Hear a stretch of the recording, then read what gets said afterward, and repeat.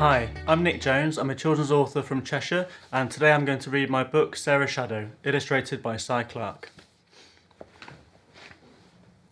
Hey everyone, look at Sarah's shadow. Sarah Simpkins was playing with her friends in the school playground. It was a bright sunny day, and she was laughing and having fun. Until Yasmin Hughes ruined everything. Look at it, shouted Yasmin. Sarah's shadow is all long and thin, just like her. Yasmin pointed and cackled. She was always making fun of Sarah. And because Yasmin was laughing, other children in the playground started laughing too. But not Sarah, of course. Sarah felt sad for the rest of the school day.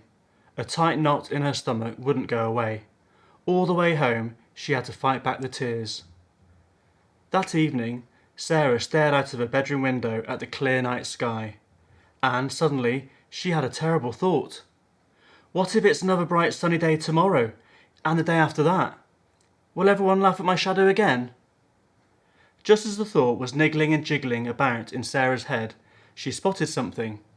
Something that whizzed and flickered and flashed across the sky. It was a shooting star. Sarah dashed downstairs. Hey Mum, Dad, guess what just happened? She shrieked. I saw a shooting star. Wow, Sarah, how exciting, her mum replied. You must make a wish. A wish? Sarah was puzzled. Yes, if you see a shooting star and make a wish, it will come true, or so they say. Sarah's dad nodded. And then go straight to bed, he said. You've got to be up early for summer camp tomorrow. But Sarah didn't hear him. She was already halfway up the stairs. In her room, Sarah closed her eyes tight.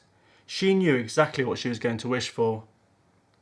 I wish, Sarah said to herself, and she scrunched her eyes shut even tighter. I wish that my shadow would go away. Sarah opened her eyes. She turned slowly, half afraid it would be gone, and half afraid it wouldn't, and looked for her shadow.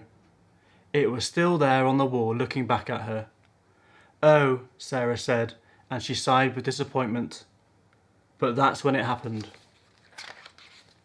Suddenly, Sarah's shadow raised its arm.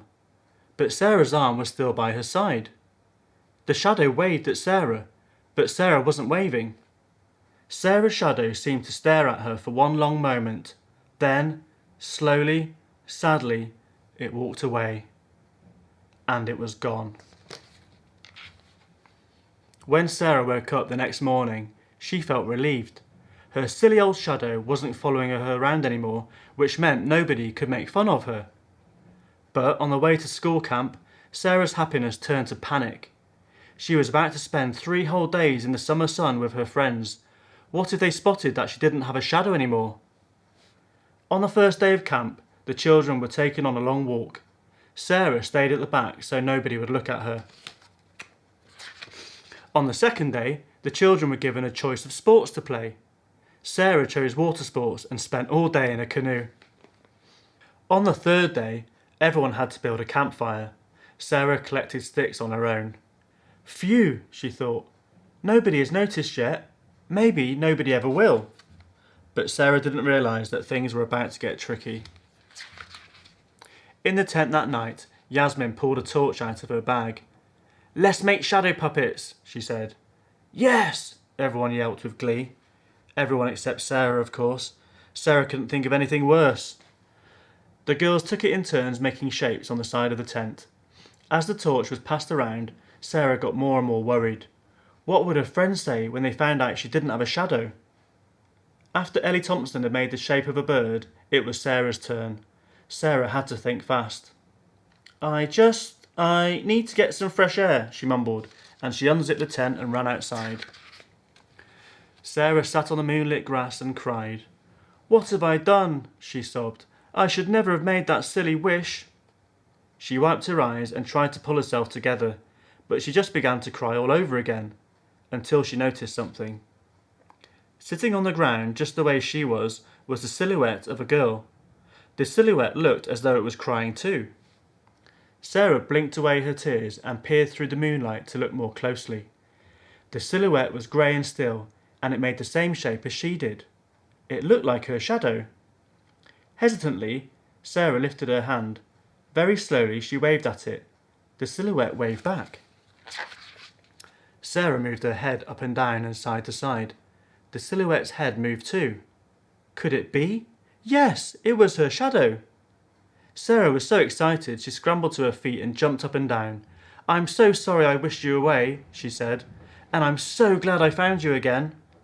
Sarah's shadow seemed happy to see her too. Well, as happy as a shadow can look. Actually, Sarah said, now that I've got you back again, there's something I need to do. Will you help me? Sarah's shadow nodded. When Sarah returned to the tent, the girls were still playing. Yasmin was holding the torch. Can I have my go now, please? Sarah said. Yasmin shone the torch on the tent. Sarah took a deep breath, held up her hands, and then she formed the shadow of a snail. Then she did 2 honking geese. Next she did a majestic stag. She followed this with a friendly bear. But best of all, Sarah created a gigantic, terrifying monster. Yasmin was so scared she nearly dropped the torch. When the display was finished, the watching girls cheered and clapped, and their eyes sparkled. Wow, said Ellie. Where did you learn to do that? Sarah smiled. Oh, she said, let's just say a friend taught me. With her shadow safely back where it belonged, Sarah was over the moon. She'd never wish it away again, not ever. Her shadow was part of her and she loved it. And as it turned out, they could do some pretty impressive things together.